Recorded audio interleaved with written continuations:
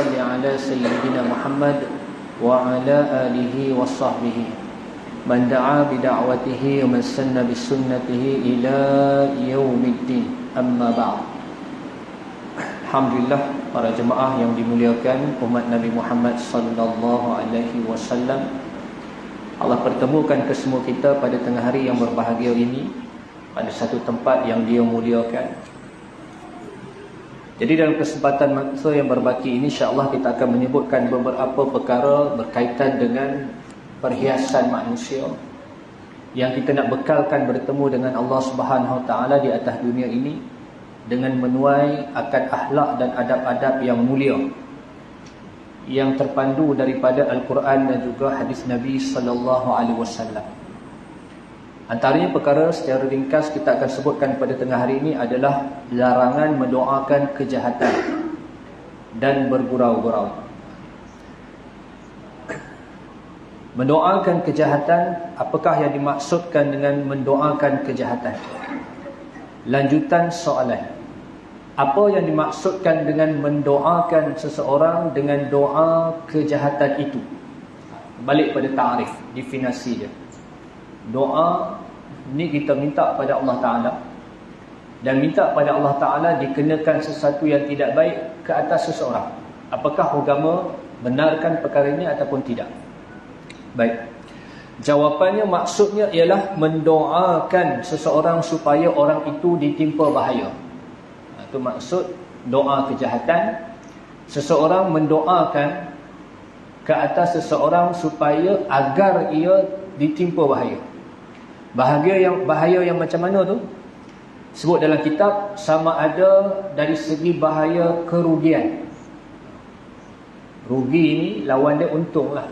Apa saja yang berlawanan dengan untung, rugi. Kawan tu berniaga, dia doa bagi pakat muflis lah, doa bagi jahanam lah bisnes dia, atau apa-apa saja yang berlawanan dengan keuntungan. Ini perkara dunia lah, faedah dunia. Ataupun bahaya kehilangan sesuatu, musnah harta dia, rumah dia terbakar, dia bela lembu banyak, mati habis ternakan dia, contoh. Ataupun bahaya akan kedukaan, musibah, kesedihan, kematian dan seumpamanya. Kesemua doa-doa ini adalah dilarang dalam agama kita. Maka janganlah didoakan seseorang itu dengan doa kejahatan, walaupun orang itu berbuat zalim ke atas diri kita. Bahkan adalah lebih baik perbuatan orang itu diserahkan kepada Allah Subhanahu Wa Taala. Ini adab, ini akhlak. Sebab tu kalau kita lihat dalam peristiwa pembukaan kota Mekah, Fathul Mekah, bagaimana zalimnya musyrikin Mekah sebelum itu dikenakan ke atas orang-orang Islam yang minoriti, mustad'afin, orang yang lemah di kalangan mereka yang beriman kepada Allah dan Rasulullah. Bukan kita tak tahu cerita mereka diazab, diseksa begitu teruk. Tetapi apabila berlaku Fathul Makkah, pembukaan kota Makkah, Nabi tidak mengarah pun sedikit kepada para sahabat dan para muslimin untuk membalas dendam dan berbuat kejahatan kepada orang-orang yang berada di kota Makkah. Hatta satu orang yang membunuh bapa saudara Nabi Wahsy, Hamzah, Sayyidina Hamzah, pun dimaafkan. Itulah akhlak yang dibawa oleh Nabi sallallahu alaihi wasallam. Pada doa ni satu perkara yang dia boleh terangkat hijab antara dia dengan Allah Taala. Antaranya dalam beberapa riwayat hadis menyebutkan antara doa yang mustajab ni 3. Kata Rasulullah, la syakku fihinna, tidak ada sebarang syak baginya, pasti. Siapakah itu? Da'watul mazlum, doa orang yang kena zalim. Doa orang yang kena zalim ni, kata Rasulullah sallallahu alaihi wasallam, fa innahu laisa bainaha wa bainallahi hijab. Tidak ada di antaranya dengan Allah Taala itu hijab. Da'watul mazlum, doa orang yang kena zalim. Sebab tu hati-hati. Sekecil-kecil kezaliman yang kita bagi pada orang, apatah lagi sebesar-besar kezaliman, Kalau dia angkat tangan pada Allah Ta'ala, mohon pada Allah Ta'ala, merayu dan merintih dan meluahkan nasib daripada Allah Ta'ala, ditimpakan musibah ke atas kita, maka kata Rasulullah dalam hadis sahih, laisa bainaha wa bainallahi hijab, tidak ada di antaranya orang yang berdoa itu dengan Allah Ta'ala itu sebarang hijab. Maka hati-hati, kalau kena doa tu atas kita, tak selamat hidup kita dunia dan akhirat. Itulah perjalanan hidup kita mudah saja tuan-tuan. Buat baik pada orang buat jahat pada kita, kita doakan supaya dia berubah, atau kita doakan kebaikan dan juga kesabaran kepada kita, yang didatangkan beberapa contoh daripada Nabi sallallahu alaihi wasallam. Yang keduanya, da'watul musafir, doa orang musafir. Orang yang musafir doanya makbul, mustajab. Itu kalau ada orang musafir datang rumah kita, dia datang daripada jauh, dia datang singgah rumah kita, jangan rasa beban. Kita jamu dia makan, layan dia elok, habis makan sebelum nak balik minta dia doa kat kita. Pasal apa? Nabi kata la syakku fihinna, tak ada syak bagi mereka, mustajab doa mereka, orang yang musafir. Itu minta dia doa kita, doa kebaikan. Saya beberapa tempat saya pergi, kalau saya hadir open house dan sebagainya, saya tak tahulah. Tapi itu keimanan kepada hadis Nabi SAW. Belum balik dia kata minta doa sikit. Kata, kenapa saya nak doa? Doa tu rumah lagi afdal. Rupanya kita ni musafir, orang datang jauh. Disebut di antara golongan doa orang-orang yang mustajab. Lebih lagi, antara sahabat yang paling terkenal dengan doa yang mustajab, Sa'ad bin Waqqas. Dia doa ni makbul, mustajab doa dia. Apabila ditanya kepada dia, apakah amalan dia, adalah menjaga perut. Ni. Apa saja yang masuk dalam perut ni, makanan, minuman, itu dia jaga sungguh. Maka doa orang yang menjaga perut daripada perkara-perkara yang syubhah, apatah lagi haram, maka doa orang macam ni mustajab. Kena pula musafir, kena pula orang dia dizalimi. Dan disebut di dalam hadis, da'watul walid ala waladihi, doa seorang ayah kepada anaknya. Ini doa mustajab. Ini ayah ni mustajab doa dia. Habis tu ibu letak mana? Ibu maklum. Banyak riwayat hadis dan juga perintah Allah Ta'ala supaya berbakti birrul walidain, dan dikhususkan lebih pada mak. Pasal doa mak dia mustajab. Dalam hadis ni sebut da'watul walid, doa ayah tu mustajab bagi anak dia. Tu ayah jangan duk jekah marah sangat, doa sekali-sekala tu doalah. Itu penyelesaian dia. Mudah-mudahan doa tu mustajab, makbul dan diterima oleh Allah SWT. Begitu juga dalam hadis riwayat Tirmizi, disebut dalam riwayat yang lain 3 doa yang tak tertolak. Yang pertamanya itu doa pemimpin yang adil, pemimpin yang salih. Yang keduanya doa orang yang berpuasa sampailah hingga dia berbuka puasa. Atau orang yang puasa sunat atau puasa fardu atau wajib, doa dia tu mustajab, tak tertolak sehingga dia berbuka puasa. Dan yang ketiga sekali lagi, menekankan bahawa doa da'watul mazlum, doa orang yang berlaku zalim ni memang mustajab di sisi Allah Subhanahu wa taala. Lanjutan soalan, apa sabda Nabi SAW dalam perkara ini? Perkara apa tu? Perkara kalau boleh orang yang dizalimi tidak mendoakan kejahatan ke atas orang yang menzalimi. Nabi Muhammad SAW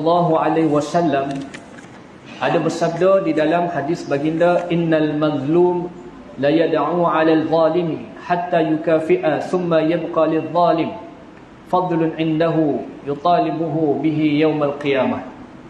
Bahawasanya orang yang kena zalim itu berdoa kepada Allah supaya Allah mendatangkan kejahatan ke atas orang yang menzaliminya, hingga dibalas oleh Allah Ta'ala orang yang zalim itu. Kemudian ada tinggal bagi orang yang zalim itu sesuatu yang lebih daripada balasan tersebut pada orang yang kena zalim, maka orang yang berlaku zalim itu akan menuntutnya kepada orang yang dizaliminya itu pada hari kiamat.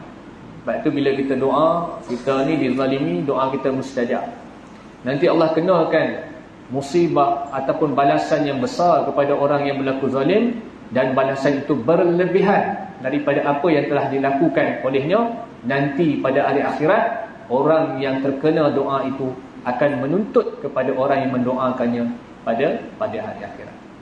Maka sebab tu banyak diajar oleh Nabi SAW, seperti kita sebutkan tadi, betapa pemaafnya Rasulullah SAW, bagaimana terbukanya, lapangnya dada orang beriman ini untuk tidak membalas dendam, dan juga perintah Allah Ta'ala dalam surah Fussilat, idfa' billati hiya ahsan, tolaklah kejahatan itu dengan kebaikan. Kata orang bagi, di bahasa kita bagi najis, kita bagi bunga, ataupun sebaliknya itu, kita jangan balas dengan kejahatan. Bila orang buat baik, jangan kita balas kejahatan, lebih-lebih lagi lah. Kalau orang buat jahat kat kita pun, kita balaslah dengan kebaikan. Itu akhlak seorang Muslim. Dan ada beberapa doa yang diajarkan kepada kita untuk kita amalkan ketika mana kita dizalimi atau bimbang dikenakan kezaliman ke atas kita. Antaranya ialah hasbiyallahu li dini, satu. Hasbiyallahu li dunyaya, hasbiyallahu lima ahammani, hasbiyallahu liman bagha alayya, hasbiyallahu liman kadani bisu'in, wala hawla wala quwwata illa billah. Biasa hasbunallah wa ni'mal wakil, itu pun dengan maksud yang hampir sama. Minta pada Allah bahawa cukuplah Allah bagiku untuk agamaku. Hasbunallah li dunyai, hasbiyallahu li dunya, cukuplah Allah ini untuk urusan duniaku. Hasbiyallahu lima ahammani, cukuplah Allah untuk sesuatu yang menyusahkanku, benda yang akan datang menyusahkan hidup kita. Hasbiyallahu liman bagha alaiha, cukuplah bagi Allah yang menganiayai aku. Dan minta pada Allah hasbiyallahu liman kadani bisu'i, iaitu cukuplah bagi Allah, iaitu atas kejahatan yang menimpa ke atasku. Wala haula wala quwwata illa billah. Ini kita diajarlah untuk sentiasa menenangkan diri kita, bergantung penuh harapan kita pada Allah Ta'ala apabila kita dizalimi, apabila kita dianiayai, apabila kita dilakukan kejahatan dan disusahkan kehidupan kita. Ini rahsia penenang hati, penawar hati. Sebab itu kita tengok, renung banyak video-video orang, saudara-saudara kita di Gaza begitu teruk dikenakan, tetapi peringkat ketenangannya sampai peringkat redha pada Allah Ta'ala atas ketentuan. Kerana serah diri dia, cukuplah Allah sebagai pembela kepada diri. Kita kadang ujian sikit lah, tapi dia punya marah dan lain macam, tuan-tuan. Itu antara rahsia lah, bagaimana kita nak mengelakkan diri kita ni daripada membalas kejahatan kepada sesuatu perkara yang terkena kepada kita. Muslimin yang dirahmati Allah Subhanahu wa Ta'ala. Kemudian kita masuk, iaitu perkara yang membincangkan tentang bergurau. Jadi mendoakan kejahatan, dan yang kedua adalah bergurau-gurau. Bergurau adalah satu perkara yang diharuskan dalam agama, tetapi ada batasan. Diistilahkan dalam beberapa kitab tentang gurauan ni yang dilarang. Yang pertama iaitu disebutkan sebagai al-mizah, itu bergurau. Yang kedua disebutkan sebagai as-sukhriyyah, iaitu dalam pergurauan itu ada mengejek. Dia mengejek dalam pergurauan. Ini dilarang dalam agama. Yang ketiga diistilahkan sebagai istihza. Dalam pergurauan itu ada penghinaan. Faham tak? Kan bila kita bergurau ni, kalau tidak dijaga batasnya, kadang-kadang dalam gurauan itu keluar perkataan-perkataan yang tak baik. Kadang-kadang dalam pergurauan kita itu merendahkan dan mengaibkan seseorang. Kadang-kadang dalam kita bergurau itu memalukan seseorang. Kesemua ni agama tak bagi. Dan pendapat di sisi Imam Ghazali adalah pergurauan yang ditegah oleh syarak itu adalah pergurauan yang berlebih-lebihan. Berlebih sangat bergurau. Sampai kalau satu orang macam ayah sendiri pun kalau bergurau 24 jam pun tak boleh juga kan. Anak pun confuse, ayah tu ni Mr. Bean ke apa kan. Bila masa seriusnya ayah ada watak-watak ayah ketika-ketika supaya dia dihormati. Sebab tu tak boleh gurau sentiasa. Kata Imam Ghazali, dia boleh bawa kepada 3 perkara. Berlebihan bergurau ni boleh mematikan hati. Yang keduanya, berlebihan bergurau ni, sebab apa berlebihan gurau? Maka apabila berlebihan gurauan, maka banyaklah tertawanya. Dan apabila banyak tertawanya, maka boleh mematikan hatinya. Sebab tu kalau kita tengok antara disiplin para penuntut ilmu, para hufaz yang menghafal Quran, mereka jaga sungguh benda ni. Berhibur tu ada hadnya. Tak terlalu, nanti masuk bulan puasa, ada orang dia kata aku tak nak tidur lah sahur. Jadi dia nak bagaimana celik mata dia, dia tengok cerita lawak lepas tarawih sampai sahur. Maknanya ketawa tu menyegarkan mata dia kan, dia tak mengantuk. Bergurauan berlebihan boleh mematikan hati. Bergurauan berlebihan boleh ataupun tertawa itu boleh menggelapkan hati, kata Imam Ghazali, dan terkadang membawa kepada derhaka. Sungguh derhaka ni maknanya maksiat lah, benda yang Allah tegah. Bila bergurauan menyebabkan jatuhnya aib seseorang, menjatuhkan maruah seseorang, dan kadang-kadang melakukan perkara yang agama tak bagi pun. Dia buat lakonan ataupun dia buat lawak ataupun bergurauan, dia pakai pakaian perempuan. Dia pakai pakaian macam pondan contoh, maknya. Itu agama tak bagi, menyuplai perempuan. Dia pakai tudung. Berlakon je, gurau je, tak boleh. Hukum tetap hukum. Habis bila kita boleh pakai tudung? Orang lelaki pakai tudung bila? Kat rumah. Pakai tudung kat rumah. Contoh, kalau satu hari rumah kita, bini kita pergi kedai, kata bang nak minta izin pergi kedai, nak beli telur kan, nak masak apa tu. Pergilah abang izinkan. Dia bukan beli telur je tuan. Dia kalau boleh dia nak tengok kedai tu macam-macam kan. Dia nak spot check kedai tu. Jadi lambatlah, tinggal kat kita anak kecil. Anak ni pula dengan mak dia, dengan kita tak boleh. Nangislah anak tu, nangis kan. Kita ni macam mana nak bagi anak ni diam. Ambil lah tudung bini kita, tudung mak dia lah. Pakai, agak-agak dia acah tu. Senyap budak tu. Pakai tudung tu, haram tak? Tak haram. Kerana apa? Kerana bersuka-suka dengan kanak-kanak. Boleh. Tu contoh yang kita boleh lakukan. Saya ringkaskan antara keadaan yang boleh diharuskan kita bergurau. Yang pertamanya adalah untuk menghiburkan yang istimewa seperti isteri kita. Isteri ni dia penat. Dia tak kerja pun dia penat. Dia kerja 2 kali penat. Ada waktu-waktu dia, janganlah kita jadi singa je kat rumah. Ada waktunya kita jadilah orang yang menyukakan gurau-gurau. Yang keduanya kanak-kanak. Dah memang sifat kanak-kanak ni, dia memang suka yang ada gurau-gurau. Kalau di sekolah pun macam itulah juga. Kalau cikgu tu garang 12 jam panjang dalam kelas, nanti esok orang budak pun tak suka. Kalau undi cikgu paling garang, dapatkan cikgu tu lah. Dapatkan dia macam tu. Yang ketiganya, gurau pada gharib ataupun duyuf, pada orang asing ataupun tetamu. Ini semua adalah gurauan-gurauan yang bersederhana. Kita represent company kita, kita nak entertain tetamu, kita welcome dia. Kadang-kadang ada gurauan dia. Orang dulu gurauan dia dengan adat, dengan pantun, supaya ada tertawanya, supaya tak jadi satu gap di antara orang yang asing dengan tuan rumah dan sebagainya. Inilah antara beberapa panduan dalam agama kita supaya kita jagalah perkara yang diharuskan itu. Jika berlebih-lebihan, maka dia akan membawa kepada yang haram. Nabi SAW juga bergurau, tetapi gurauan Nabi benar. Hadis yang biasa kita baca, bagaimana seorang wanita tua datang jumpa Rasulullah, minta doa supaya masuk dalam syurga. Wahai Rasulullah, doakan masuk syurga. Kata Rasulullah, Nabi kata apa? La tadkhulul ajuzul jannah. Tidak akan masuk syurga orang tua ni. Lalu menangislah wanita tua ni. Lalu kata Rasulullah sallallahu alaihi wasallam, iaitu orang tua ini di dalam syurga semuanya akan dimudahkan. Maknanya betul lah gurauan Nabi. Siti Aisyah radhiyallahu anha pernah bagi tahu dia berlumba dengan Nabi sallallahu alaihi wasallam. Ya. Dan dia menang. Dan seketika kata Aisyah, bila badan aku berisi, Rasulullah menang perlumbaan tu. Lalu Rasulullah kata apa? Ini adalah penebus kepada kekalahan aku yang dulu. Nabi bergurau je. Bukan Nabi tak boleh menang larian tu, perlumbaan tu. Tapi itu gurauan antara contoh yang khusus, yang spesifik yang kita boleh ambil contoh dalam rumah tangga. Wallahu a'lam. Jadi mudah-mudahan sedikit perkongsian kita dengan hari ini dapatlah jadi panduan kehidupan kita, antara perkara-perkara yang boleh memperbaiki akhlak kita, adab kita. Mungkin sebagai ketua keluarga, mungkin sebagai ketua jabatan, apatah lagi kita yang paling penting adalah sebagai hamba Allah di atas dunia ni.